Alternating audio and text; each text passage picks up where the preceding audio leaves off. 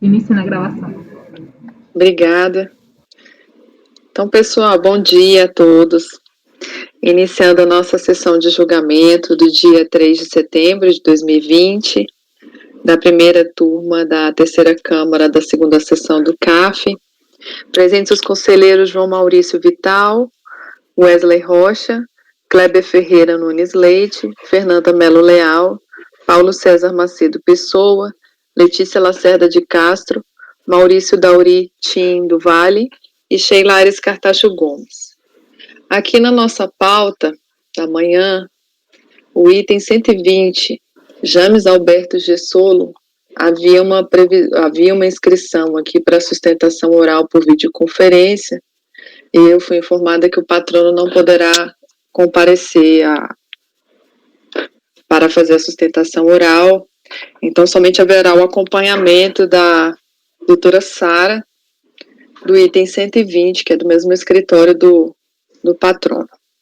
Então, Fabiana, a senhora pode chamar a Sara para fazer o acompanhamento do item 120?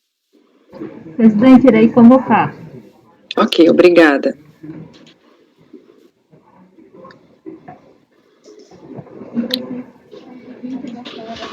Lembrar todo mundo de gerenciar a qualidade aí.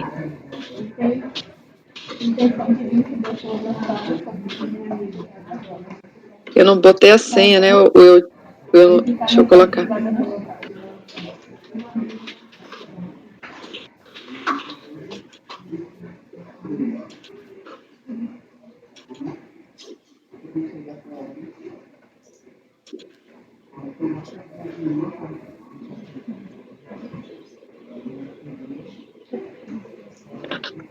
Já foi convocado, presidente. Ok.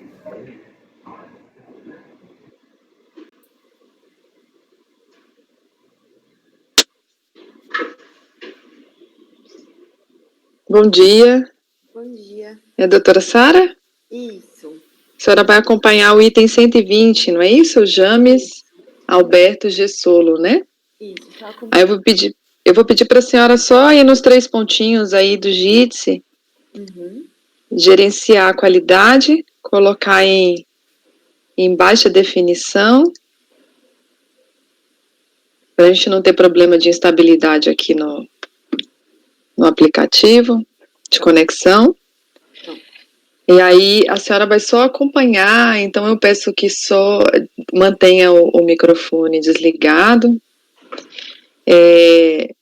O relator irá fazer a leitura do relatório e do voto, tendo em vista que não há sustentação oral, tá?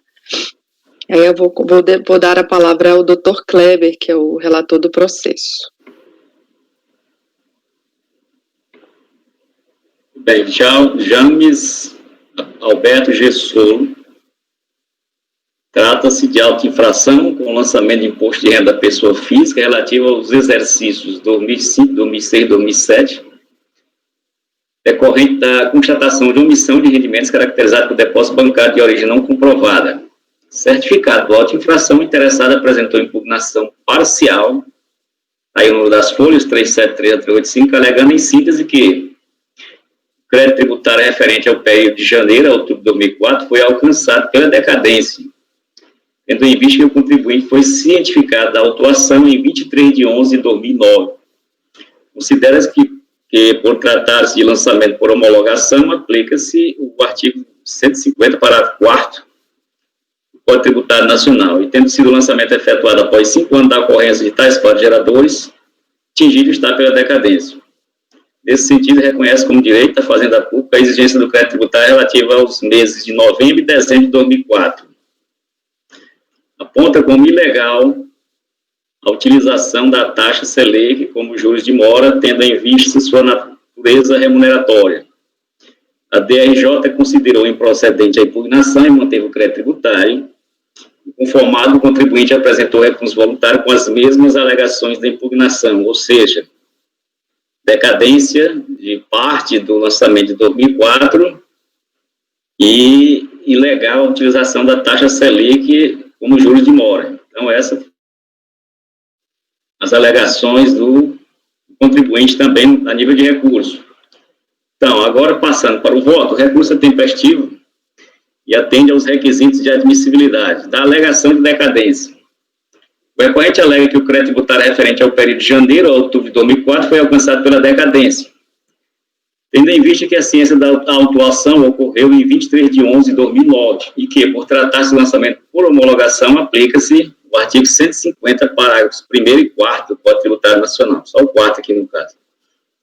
Não assiste razão ao recorrente, mesmo com a aplicação do artigo do parágrafo 4º do artigo 150 do CTN.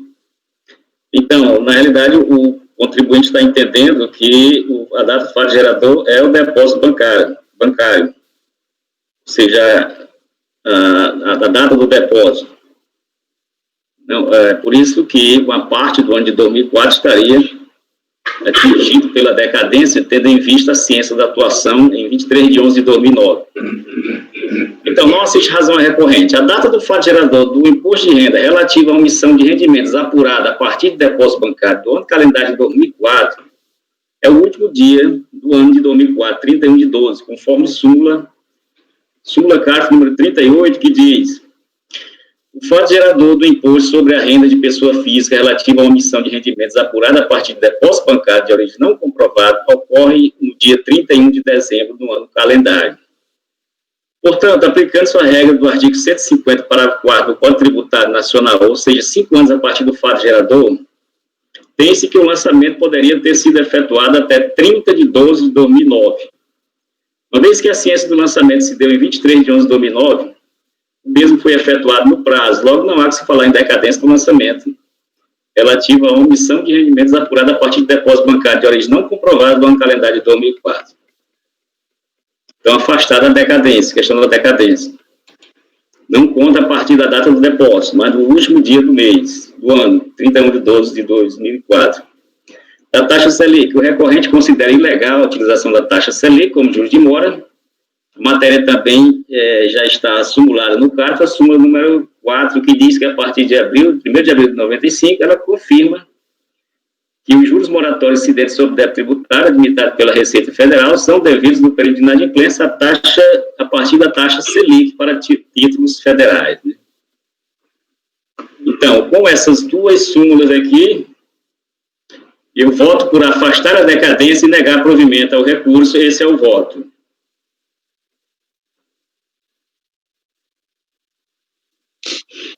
Ok, doutor Kleber, obrigada.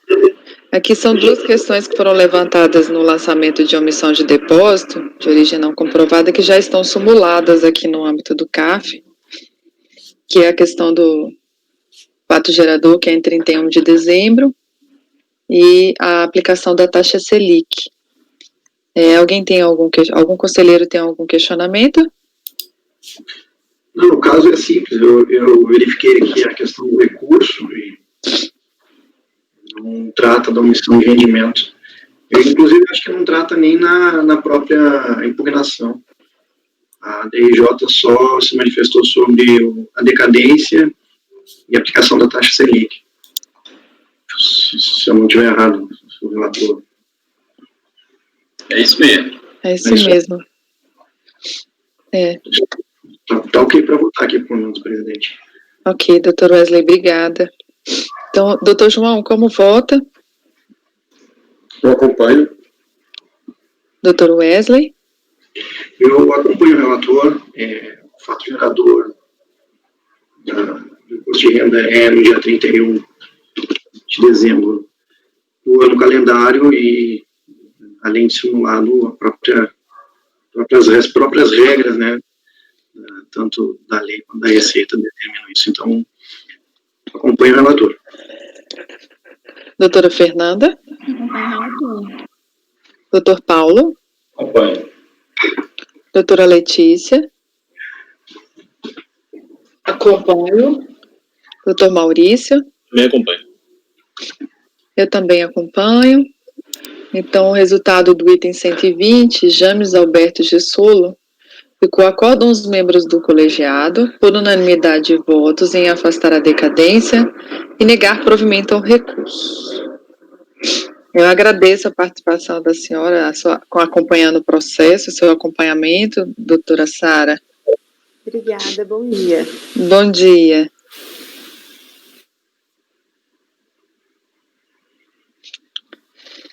Então, vamos continuar aqui. Eu vou retomar a nossa pauta de ontem, para a gente seguir.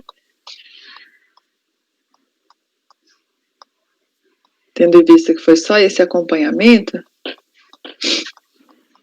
nós paramos ontem no item, deixa eu verificar aqui, o item 81, não é isso, doutor Kleber? Onofre Alfenas, do Patrocínio Filho. Isso.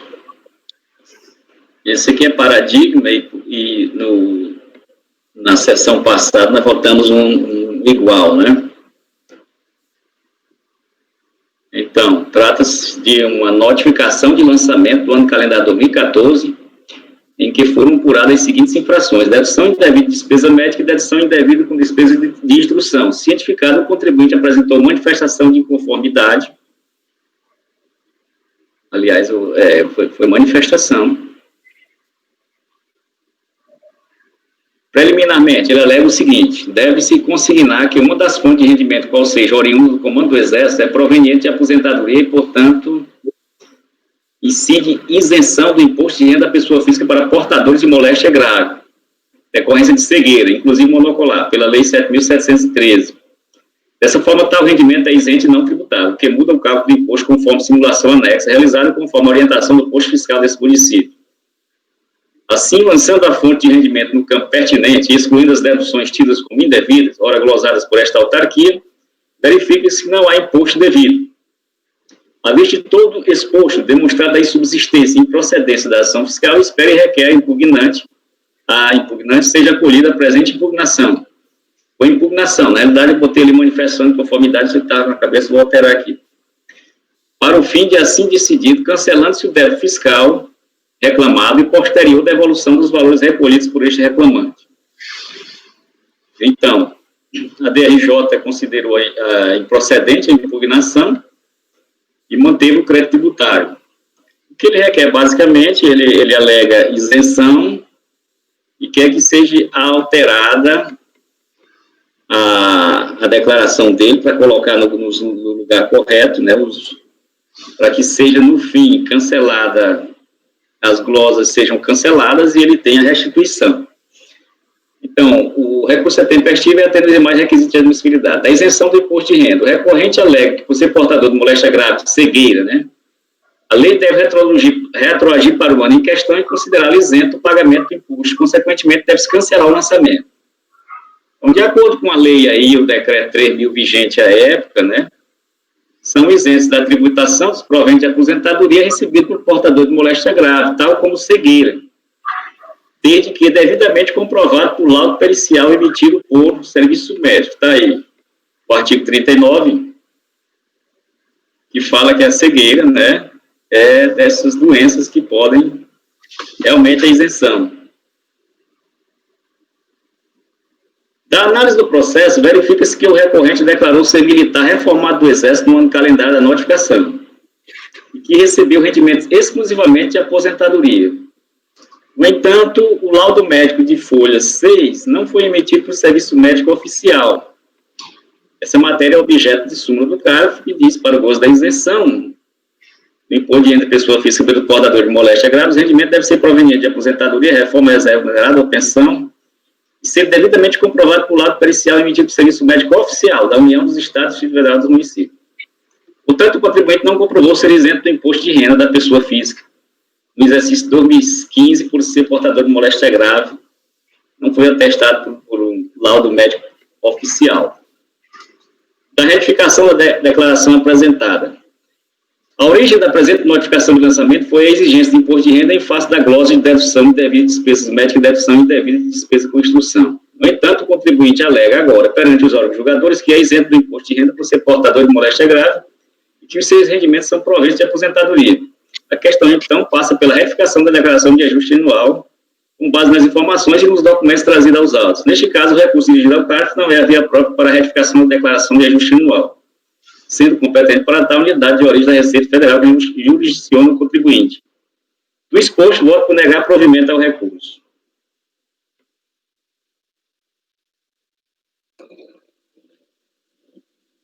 Doutor Paulo queria falar? Sim, só uma questão, eu acho que não caberia nem análise se esse laudo é válido ou não, entendeu? Porque ele pede aqui uma retificação de declaração que foi negada pela DRJ, que nós estamos negando aqui também. Eu não entraria nem no mérito de analisar esse documento dele, porque a gente não está decidindo sobre isso efetivamente, entendeu? Ele não se declarou como isento, não é isso, doutor Paulo? Ele não se declarou como isento, ele teve cláusula de deduções indevidas e ele veio na impugnação ao lançamento dizer que ele declarou rendimentos que são isentos. A DRJ não acolheu isso, entendeu? Que isso é um pedido de retificação de declaração que escapa à competência da DRJ, como o relator aqui está entendendo. Por isso, eu acho que não cabe análise desse documento de comprovação da moléstia grave. Ainda que fosse um laudo válido, a gente não acolheria aqui, entendeu? Exato, também concordo. Porque como era um paradigma, mas eu vou retirar essa parte aí, porque realmente não interessa, não tem como a gente fazer essa retificação de declaração, que a nível de... A questão é se nos outros paradigmas isso estaria como rendimento isento ou não, mas aí a gente não tem como saber, né? Não é uma... Se for o caso, o paradigma vai ser desfeito, entendeu? Vai ser desfeito, exatamente. Doutor João, o senhor quer falar? Eu concordo com o Paulo, eu também concordo com o relator, que já decidimos isso antes, não tem como a gente promover a revisão da declaração aqui, nem competência a gente teria para isso. Só que, por ser paradigma, e a gente não conhece o teor dos outros processos que estão, os repetitivos que estão no lote do paradigma, talvez pudesse constar sim, doutor Paulo, esse ademais, dizer, olha, além disso, o apresentado já não tem, não posso dar provimento para retificar a declaração do contencioso. Além disso, ainda que fosse possível fazer essa modificação, ele não comprovou a condição de isenção, porque isso pode servir para os outros paradigmas e não tem que depois recompor o lote. Concordo, João. E eu acho que não prejudica. Eu acho que não prejudica, embora não tenha sido a matéria decidida pela DRJ, a gente abordaria a matéria decidida no acordo recorrido, e aí dá luz, olha, além disso, esse laudo não é um laudo prestável. Eu só fiz uma ponderação, que você... Eu concordo. Eu acho que só corremos o risco de, eventualmente, a gente não aproveitar o voto para os repetitivos. E voltar de novo. E voltar os processos repetitivos. Eu acho que o repetitivo deveria realmente ser desfeito se ele tivesse pendurado uma situação que não caberia a gente decidir aqui, entendeu? Mas eu acho que não peca pelo, assim, eu acho que esse ademais, ou além disso, eu acho que... Você vê, o paradigma, ele está fundado numa questão de que foi decidido aqui, entendeu? A gente não está decidindo isso aqui, se ele é isento ou não, entendeu? A gente está fazendo lá dentro, continua se prestando para o paradigma. Você tem razão, doutor Paulo. Você tem razão. Porque esse incidente não é uma decisão. A decisão é negar provimento pela retificadora, né? Tem até o número dos outros dois aqui, mas nem vale a pena olhar.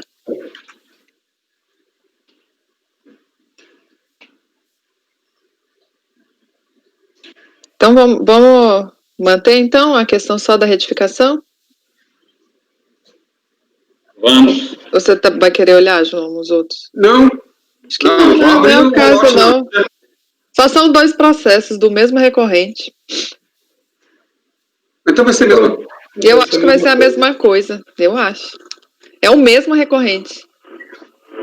Na sessão passada, doutor Clebson falou que a gente fez um dele? Não foi dele, mas foi no mesmo estilo aqui. Uma pessoa Entendi. Então, vou colocar em votação. Doutor João, como vota?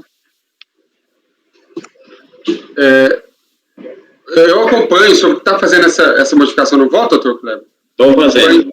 Acompanho. Dr. Wesley? Acompanho. Doutora Fernanda? Acompanho. Dr. Paulo? Acompanho. Doutora Letícia? Acompanho. Dr. Maurício? Eu também. Eu também acompanho.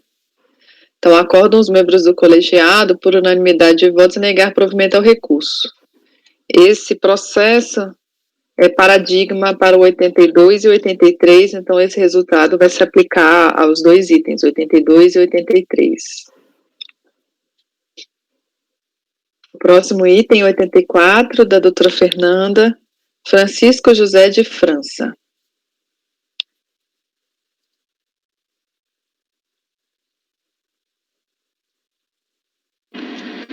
Item 84, Francisco José de França.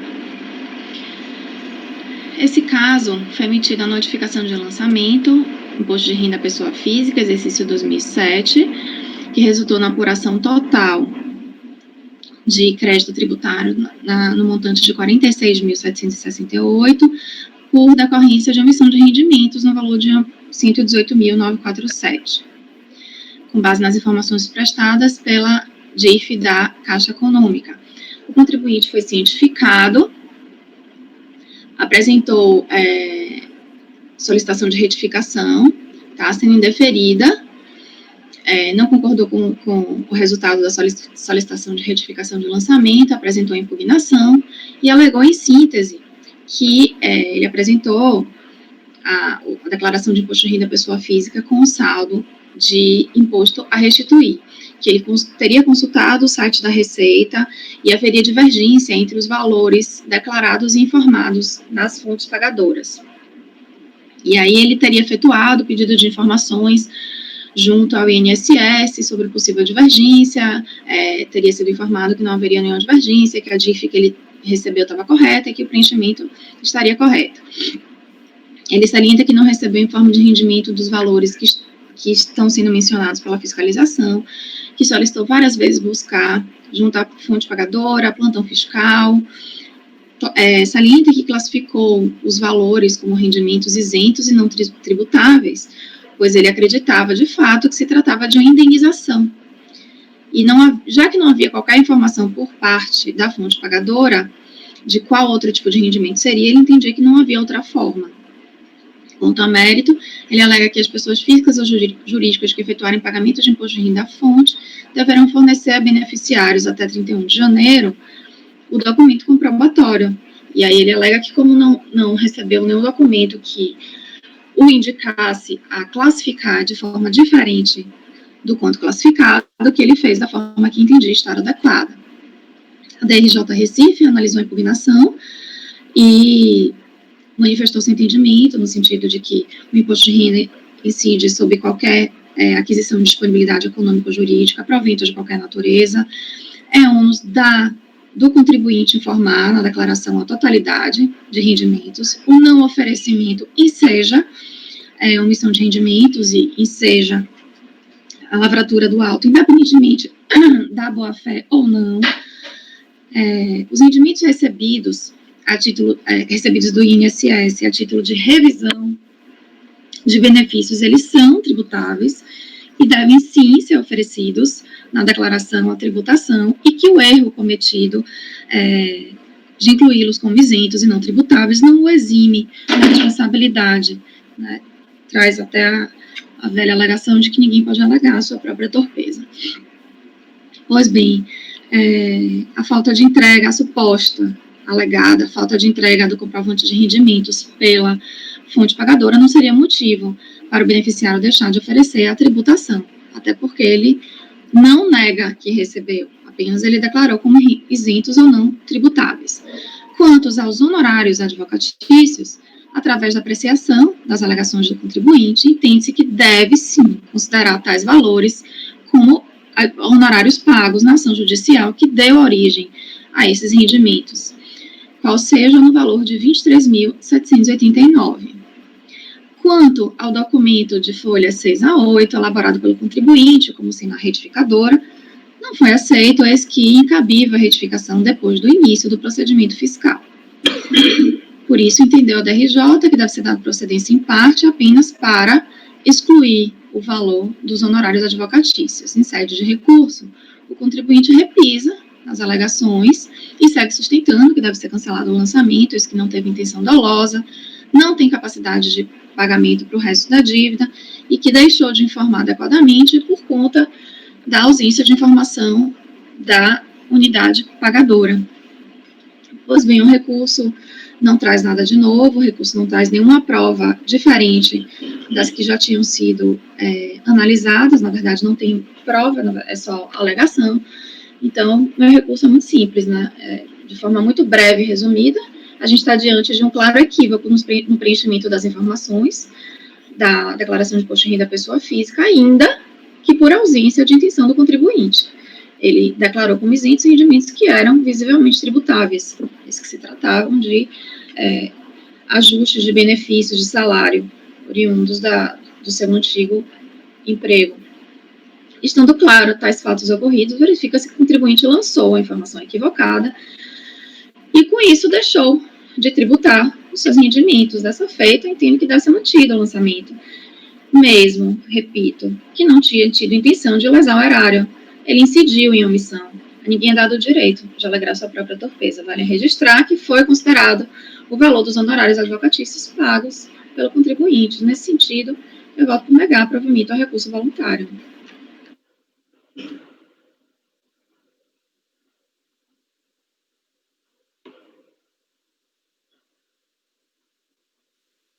Algum questionamento? Doutor João? Eu acompanho a relatora, parabéns aí pela clareza do voto. Doutor Wesley? Eu acompanho a relatora. Doutor Kleber? Acompanho. Doutor Paulo? Acompanho. Doutora Letícia? Acompanho. Doutor Maurício? Eu acompanho também, eu só faria a sugestão de, talvez, modificar essa parte, a ninguém é dado o direito de alegar sua própria torpeza ou de se valer da sua própria torpeza. Não sei, eu acho sempre uma informação pesada, assim, apesar de não ter visto os autos, eu acho uma informação pesada. Mas acompanho. Eu também acompanho. Então, item 84, acordam os membros do colegiado, por unanimidade de votos, em negar provimento ao recurso. Esse foi o item 84. 85, do Dr. Paulo Raul Portanova. Isso que vamos. Trata-se de omissão de rendimento, foi apurada a partir de informações constantes do sistema DIRF. Eu vou direto ao voto. Um breve resumo. Apurou-se a omissão de rendimento pago pela Caixa Econômica Federal de cerca de R$126 mil, e o contribuinte alega que ele é advogado, e isso se trata do levantamento de alvarás judiciais, de honorários de sucumbência, que pertenciam à sociedade de advogados do qual ele pertence.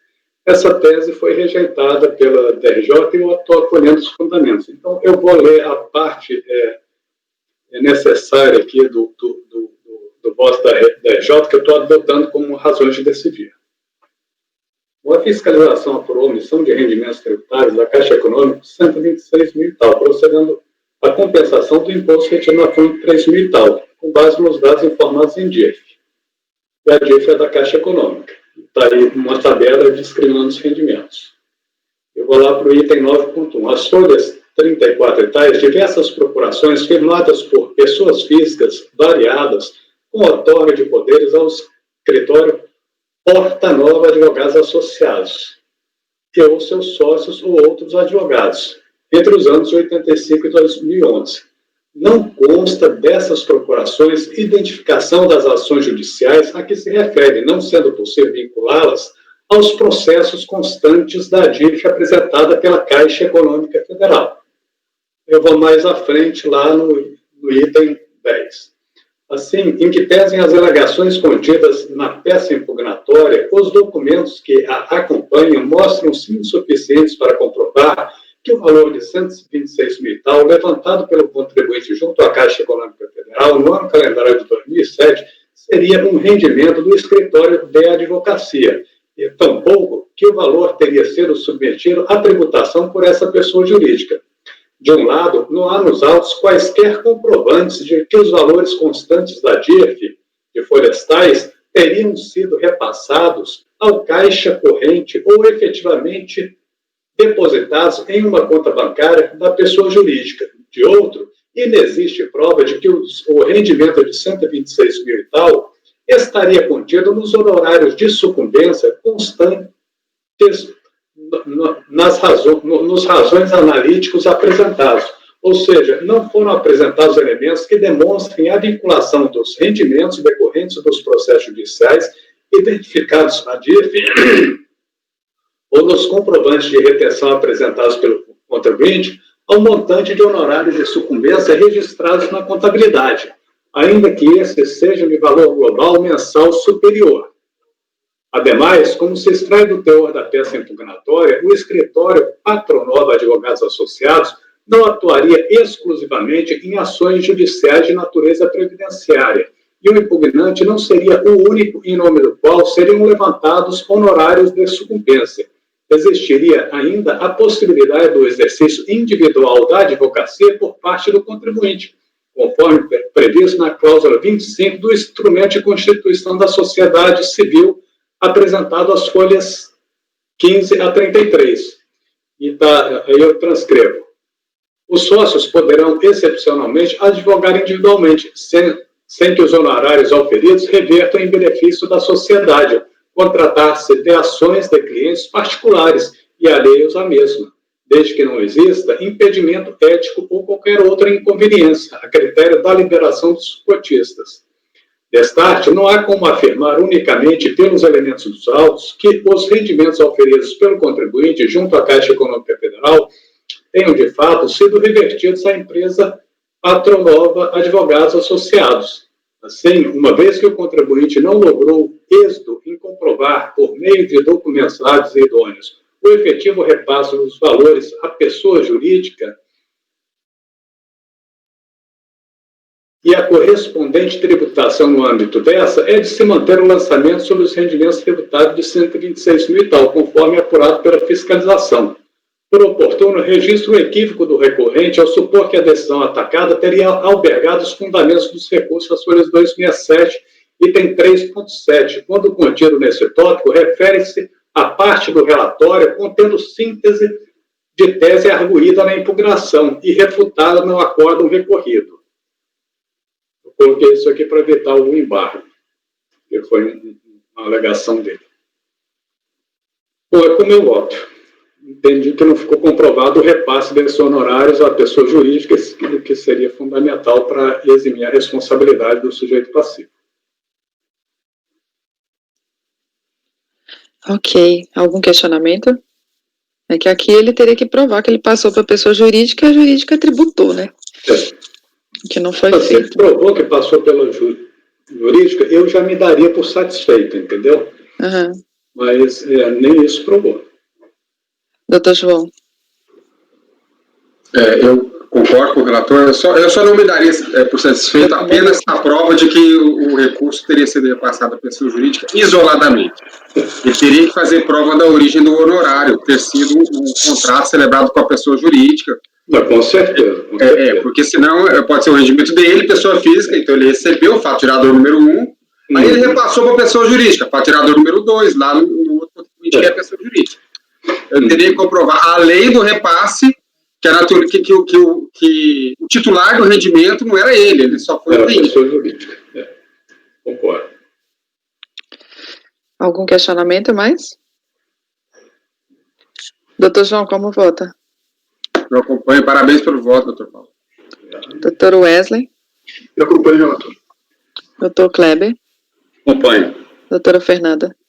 Acompanho. Doutora Letícia? Acompanho. Doutor Maurício? Eu também acompanho. Então, acordam os membros do colegiado, item 85, por unanimidade de votos em negar provimento ao recurso. Item 86, Nelson Casqueiro, relatoria da doutora Letícia, 86, 87 e 88, né? Isso. Esse primeiro é imposto de renda do ano calendário de 2003. O lançamento cuida de deduções indevidas e de omissão de rendimentos recebidos a título de resgate de contribuições à previdência privada, sem retenção do imposto de renda na fonte. Foram as seguintes deduções que foram glosadas pela fiscalização.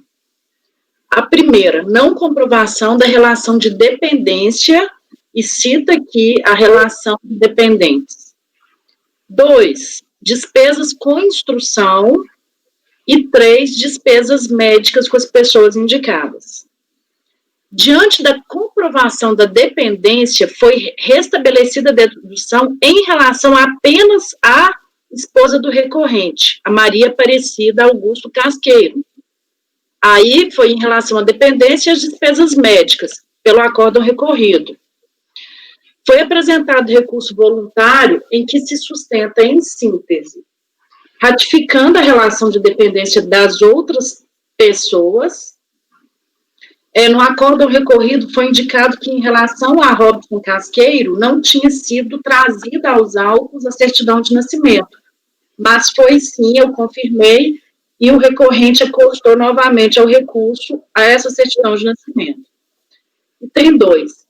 Sustenta que a apresentação do imposto de renda de seus dependentes não retifica essa condição, que todas as despesas médicas foram efetuadas pelos seus dependentes, inclusive seu pai, que mesmo não constando em sua declaração como dependente, foram o recorrente quem arcaram com essas despesas.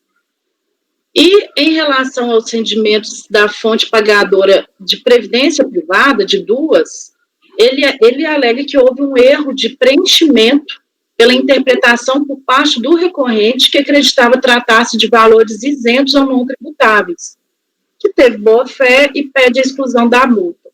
Fala que a multa é confiscatória e requer a retificação da sua declaração para constar o pagamento de previdência oficial.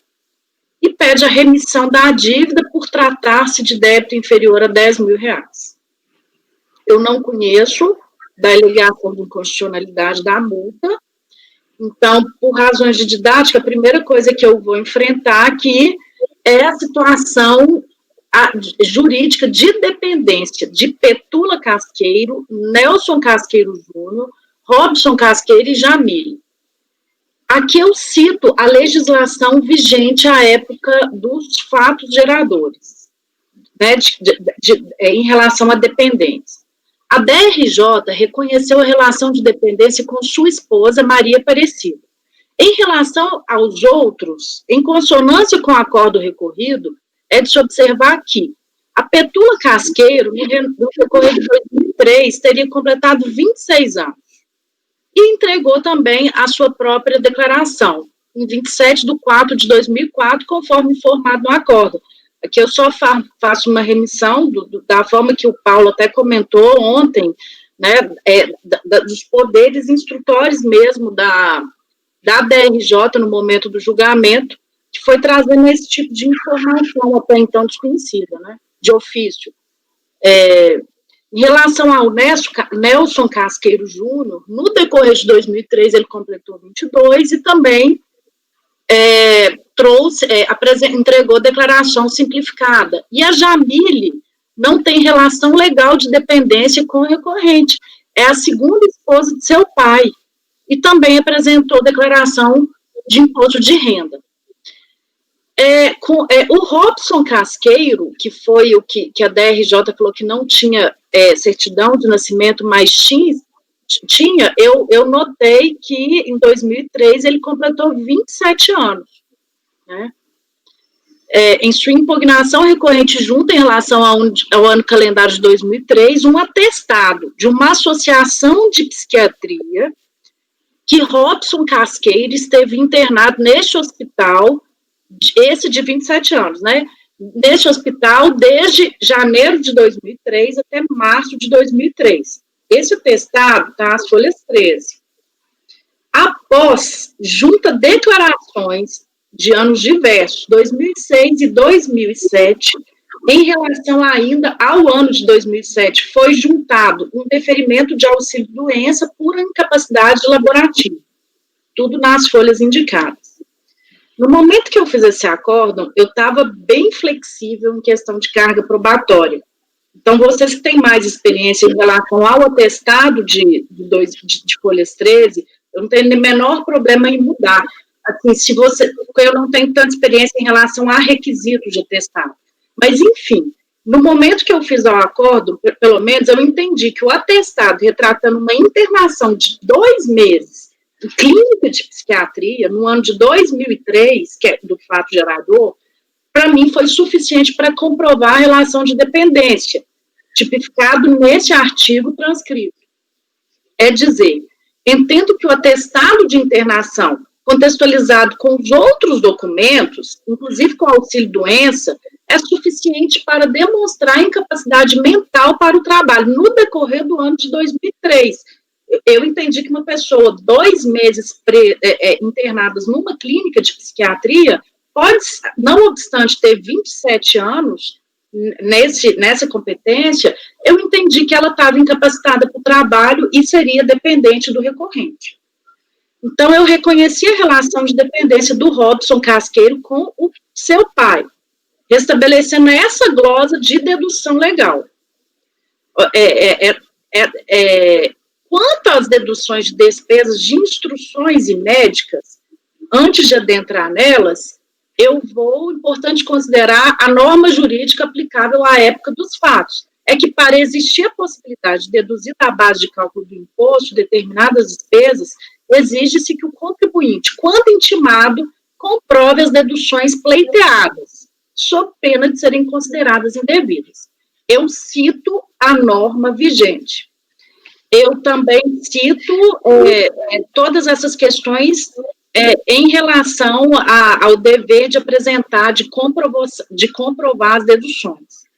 Diante do regramento jurídico que se ampara a questão, volvendo-se novamente às deduções por instruções e saúde, tem-se que, quanto à primeira instrução, a despesa glosada refere-se ao filho Nelson Casqueiro Júnior, que mesmo que possua condições para ser qualificado como dependente do recorrente, apresentou a declaração.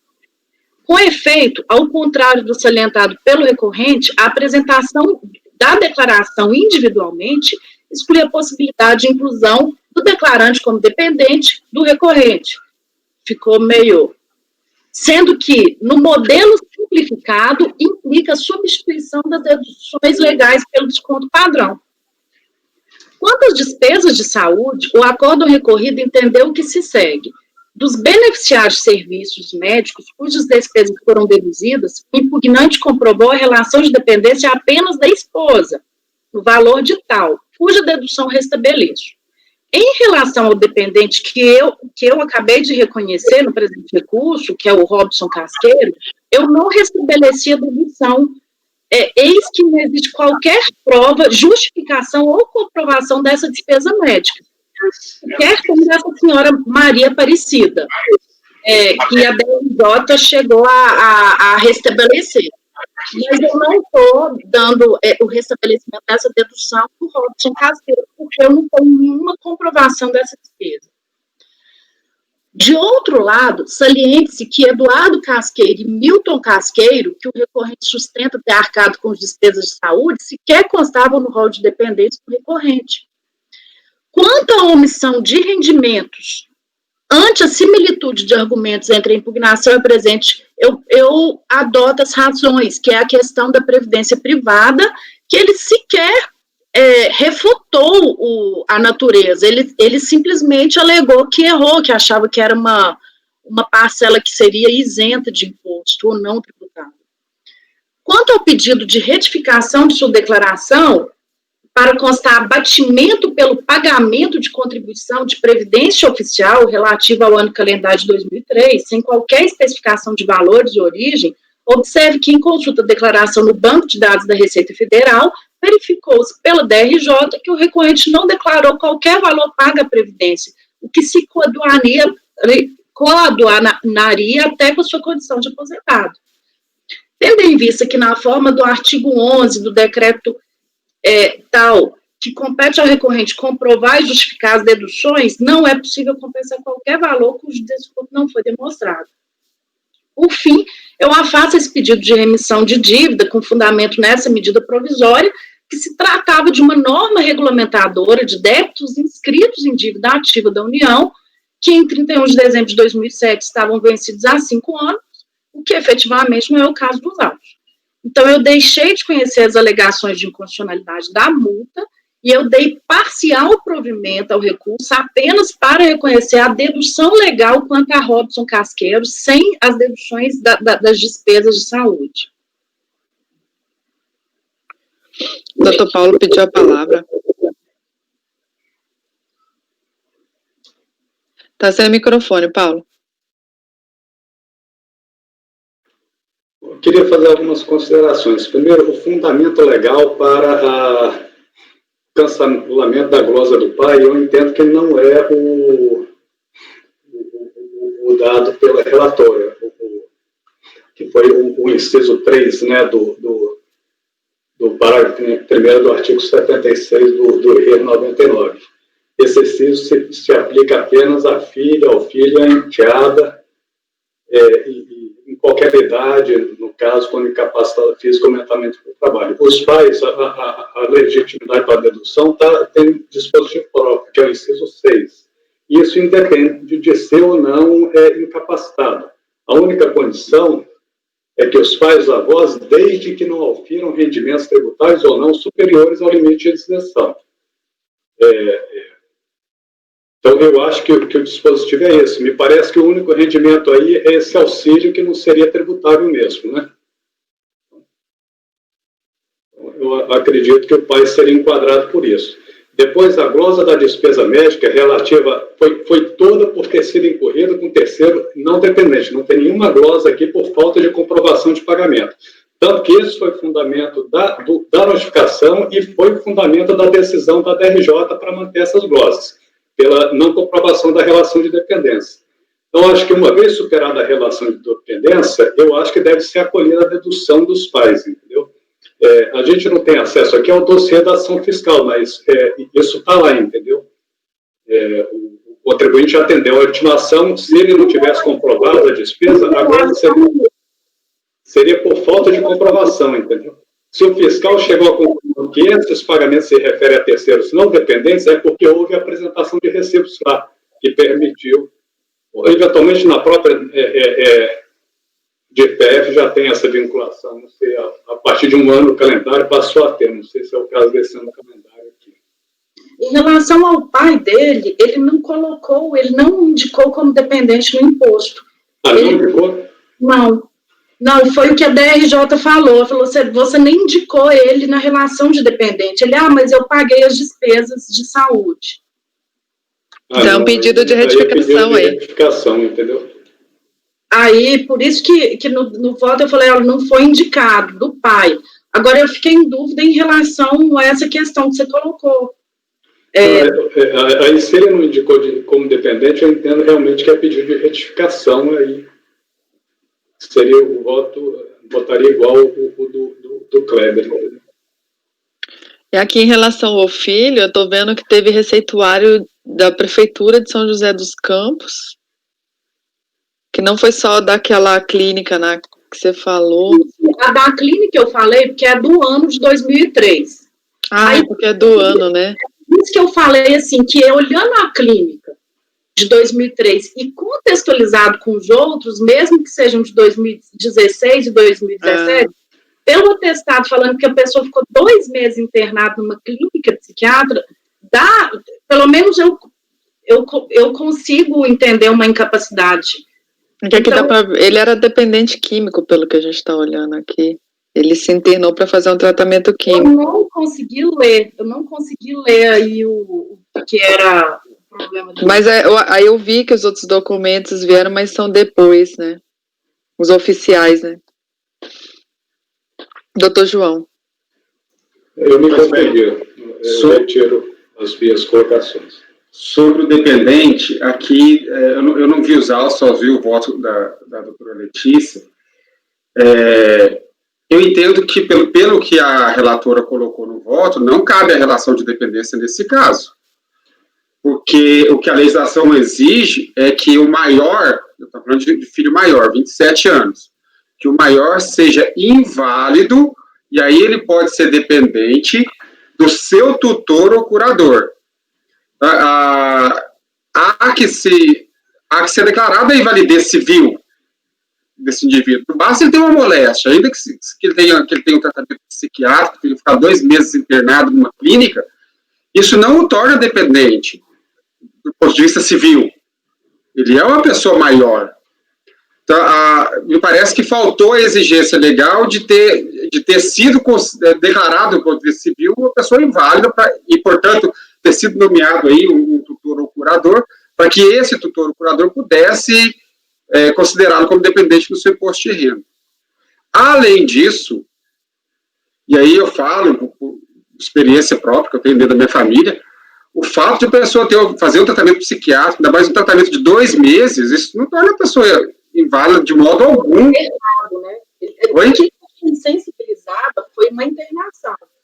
Não, sim, internado, eu estou dizendo internado. Tratamento apenas.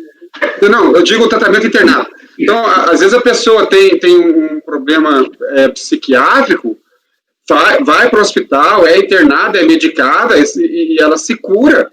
Quer dizer, eu sei que existe um certo estigma sobre as doenças psiquiátricas, mas a verdade é que existem tratamentos para essas doenças que permitem uma vida completa da pessoa. Se pelo fato de ter feito o tratamento psiquiátrico, até ter ficado internado no hospital, mesmo que por 2 meses, não dá para dizer que essa pessoa é uma pessoa incapaz. Eu digo isso no sentido assim, de a gente afastar mesmo aquela visão eventualmente preconceituosa que a gente possa ter das doenças psiquiátricas. Então, só por isso, só pela ausência de prova de que ele seria incapaz, já seria suficiente. Mas, além disso, tem outra questão, que ele tem que ser civilmente incapaz. Não basta ele ter um problema de saúde que o tornaria incapaz. Ele tem que ser reconhecido incapaz pela lei.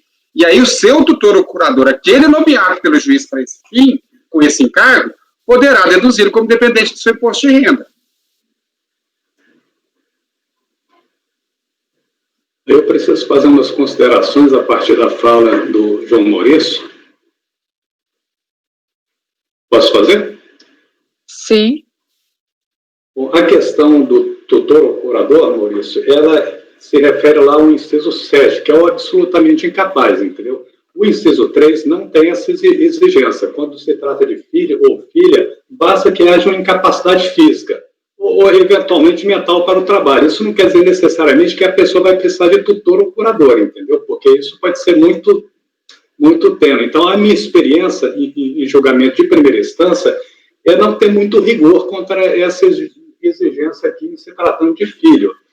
E assim, a relação de dependência, eu acho que esses 2 meses internados, caracterizou nesse ano calendário, entendeu?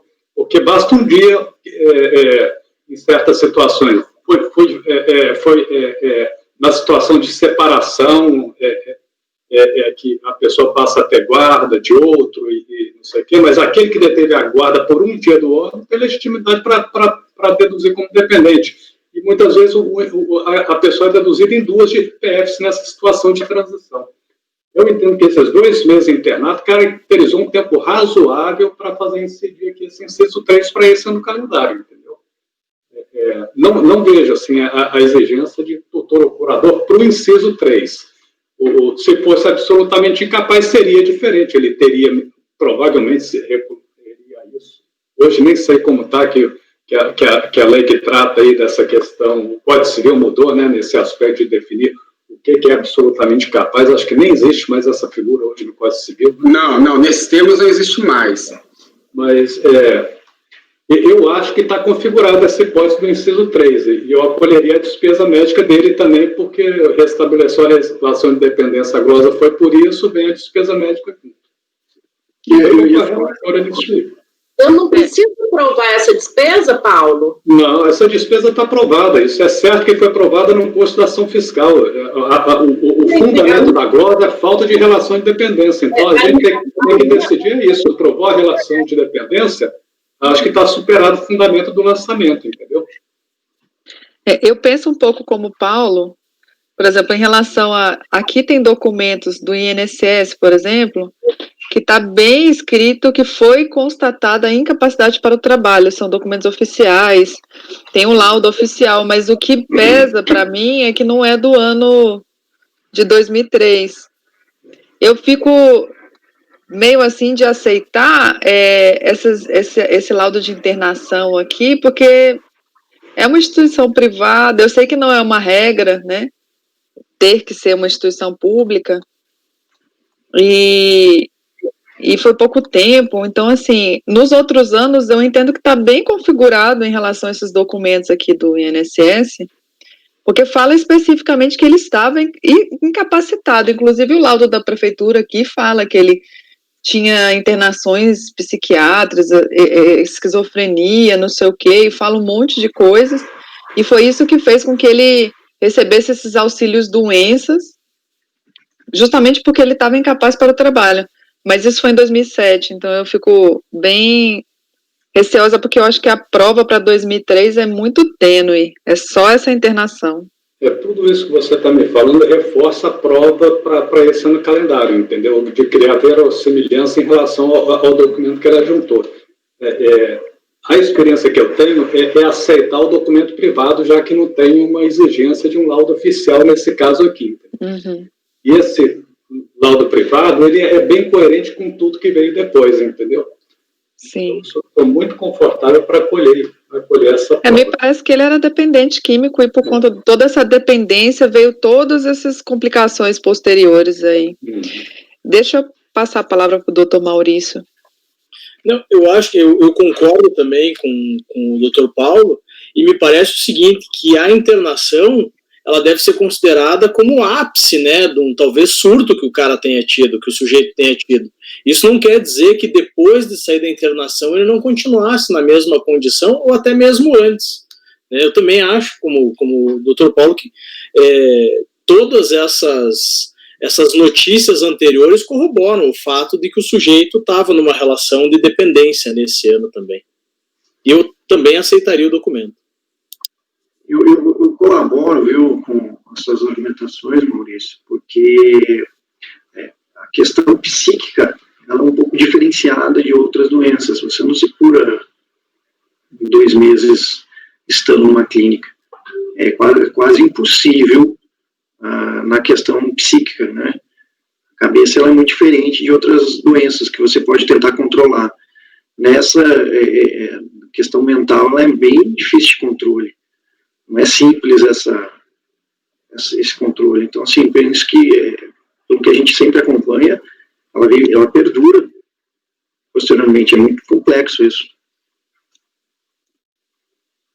Mas tem um lapso bem grande, né? Tipo, de 2003, aí depois só vai ter documento em 2006. São uns 3 anos de lapso. Eu fico um pouco receosa. Doutora Letícia, pode falar.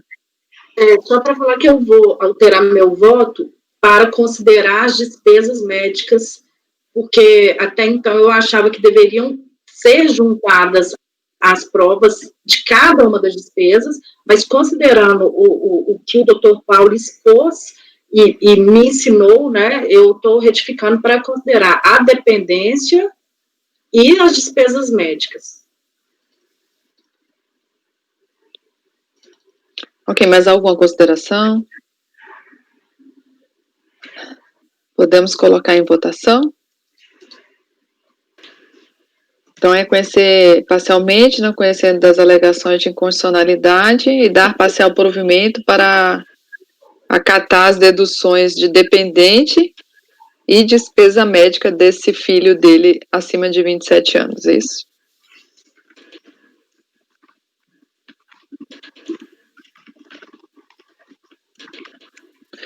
Doutor João. Eu abro divergência. Eu entendo que a internação seja porque moléstia for por 2 meses, sem outros elementos nos autos, independente da moléstia, pode ser um tratamento psiquiátrico, pode ser um tratamento de dependência. Não concordo com o Dr. Wesley de modo algum, porque essa não é a realidade que eu percebo muito próximo de mim. As doenças psicológicas ou psiquiátricas, elas têm tratamento, sim. Há medicamentos que podem permitir uma vida perfeita do paciente. Então, mesmo que se interne ali, não quer dizer que isso tenha tornado a pessoa incapacitada física ou mentalmente naquele ano calendário. Então, eu abro divergência para não admitir a dependência do filho de 27 anos, com os elementos que estão nos autos, e também das respectivas despesas médicas. Ok, doutor João. Então, o senhor nega provimento ao recurso, né?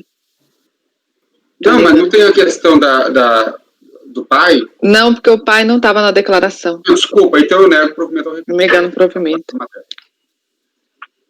Doutor Kleber. Wesley. Ah, não, doutor Wesley. Desculpa, Wesley. Minha internet está querendo cair aqui. Eu estou morrendo de medo de cair. Eu vou acompanhar a relatora. Só para ressaltar, eu não disse que não tem tratamento, pelo contrário. Esses tratamentos são altamente complexos, a depender da doença psíquica, né, que a pessoa venha a ter.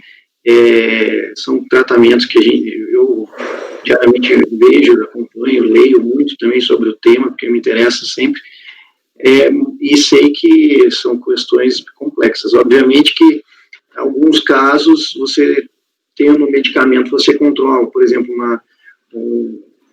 até um transtorno bipolar, né? Você toma ali medicamentos, você consegue controlar muito mais a sua vida nas questões de transtornos mentais. Mas tem alguns que realmente acomete de maneira muito complexa. Então, assim, o tratamento existe, né? Graças a Deus, doutor, que nós temos esses tratamentos que podem nos conduzir a uma melhora, uma qualidade de vida um pouquinho mais possível. Então, eu acompanho a relatora e fica as considerações. Doutor Kleber. Acompanho a relatora. Doutora Fernanda. Eu só queria ter certeza, João, você abriu a divergência só para desconsiderar como, quer dizer, manter o lançamento apenas em relação a essas despesas de... Não, em relação ao dependente, em relação ao dependente de 27 anos de idade e a respectiva despesa médica, porque se ele não é dependente, também a despesa não pode acompanhar, não pode ser deduzida. Se ele não é o dependente, também os gastos com a saúde dele não podem ser deduzidos pelo pai dele. É uma consequência natural. Acompanha a divergência. Doutor Paulo. Com a relatora. Doutor Maurício. Eu vou com a relatora também. Eu vou com a divergência. Se fosse realmente no ano calendário daqueles outros documentos, eu acataria a questão do dependente, mas para esse ano eu entendo que a prova foi muito frágil, na minha opinião. Então eu vou negar provimento também. Então, acordo os membros do colegiado por maioria de votos em conhecer parcialmente do recurso, não conhecendo das alegações de inconstitucionalidade, e dar-lhe parcial provimento para cancelar a glosa de dedução com o dependente e de despesas médicas do referente ao Roberto Casqueira. É Roberto Casqueiro, né? Os demais são diferentes, né, doutora Letícia? São diferentes. Vão cancelar a glosa de dedução com dependente e de despesas médicas referentes a Roberto Casqueiro. Item 87. Presidente? Sim. Só confirmar esse nome, eu acho que é Robson Casqueiro. É Robson ou é Roberto? Eu estou na dúvida se é Roberto ou se é Robson. Porque aqui no meu eu falei... Robson Casqueiro. Robson.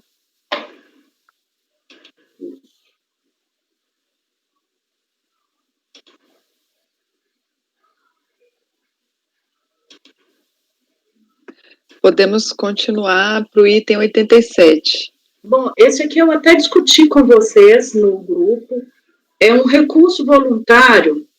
O acórdão julgou procedente o lançamento tributário. O imposto aqui é do ano calendário de 2005, e o fato é omissão de rendimentos decorrentes do trabalho relativo à fonte pagadora, Prefeitura de Jacaraí, e o resgate de uma outra previdência privada do Nelson, do recorrente, Nelson Casqueiro. Aí eu indiquei o acordo recorrido, né, que realmente a impugnação enfrentou essas questões. Foi interposto recurso voluntário, todavia, com razões totalmente dissonantes do lançamento objeto do presente feito. Nesse sentido, foram alegadas questões relacionadas à ausência de omissão de rendimentos, em virtude de que os valores apontados se trataria de honorários advocatícios pagos em ação trabalhista. Extratos bancários foram juntados, mas que também não guarda qualquer relação com a lide administrativa. É um recurso igual ao que a gente vai julgar no processo seguinte. Então, eu não conheci do recurso, é absolutamente dissonante suas razões com fatos e fundamentação legal do lançamento tributário. Compulsando a insurgência, nota-se que se trata de uma cópia do recurso do processo administrativo, esse com final 66. Não há, a rigor, qualquer identidade entre os fatos geradores do presente recurso com o processo administrativo indicado. Na lógica do artigo 932 do CPC, o relator não deve conhecer de recurso inadmissível, prejudicado, ou que não tenha impugnado especificamente os fundamentos da decisão recorrida. Como já relatado, o recurso aviado versa sobre a ausência de omissão de rendimentos pela tese de pagamento de honorários advocatícios em ação trabalhista, e que nada tem a ver com os fatos e fundamentos jurídicos do lançamento tributário do acordo recorrido. A única alegação que poderia ser aproveitada ao presente recurso se trata da insurgência em relação à multa de ofício. Todavia, foi levantada a tese de confisco e sua inconstitucionalidade, matérias impossibilitadas de serem enfrentadas por força da súmula no CARF número 2. Então, eu votei por não conhecer o recurso.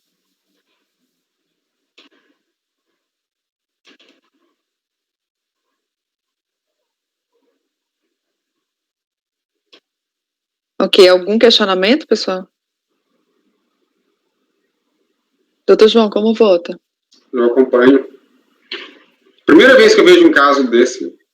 A gente vê, às vezes, parte do recurso não se adequar, porque ele copia e cola, e às vezes as matérias valores altos, né? Aí ele copia uma parte do recurso que era de outro processo neste processo, mas absolutamente distinto, assim, é a primeira vez que eu vejo desse jeito.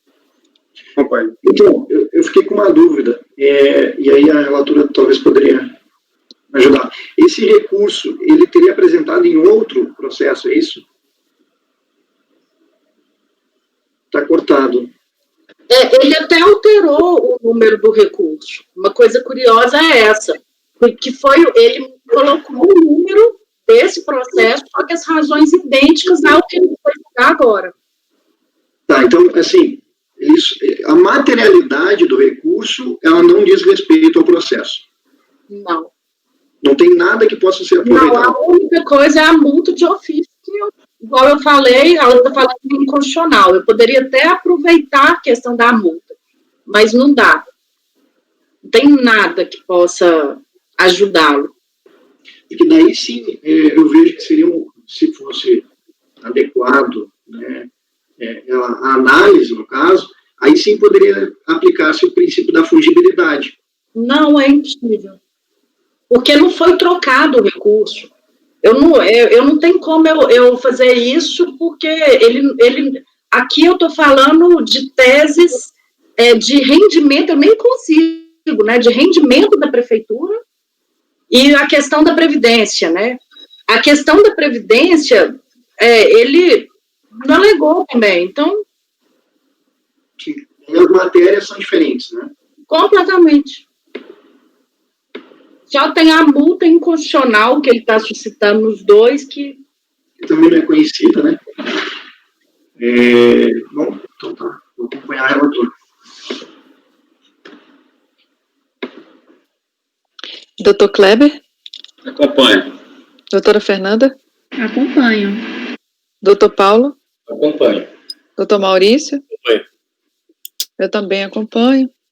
Então, acordo os membros do colegiado por unanimidade de votos em não conhecer do recurso.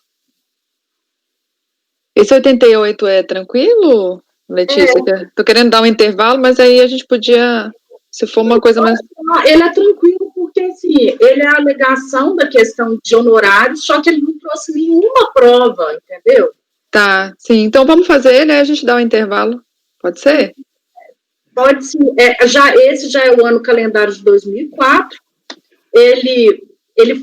O lançamento foi por omissão de rendimentos referente a essa pessoa jurídica e a Prefeitura de Jacareí, novamente. Ele juntou um extrato de 2 páginas, as folhas 7 e 9, identidade com as razões da impugnação. Ele fala que o valor, ele declarou o valor de 41 mil, mas isso se refere ao valor líquido recebido em decorrência de acordo trabalhista judicial, sendo a diferença de 15 mil correspondente aos honorários advocatícios, que nos termos do acordo judicial, os valores foram depositados na conta do advogado, e o advogado transferiu para ele a importância de 41 mil, em 3 parcelas.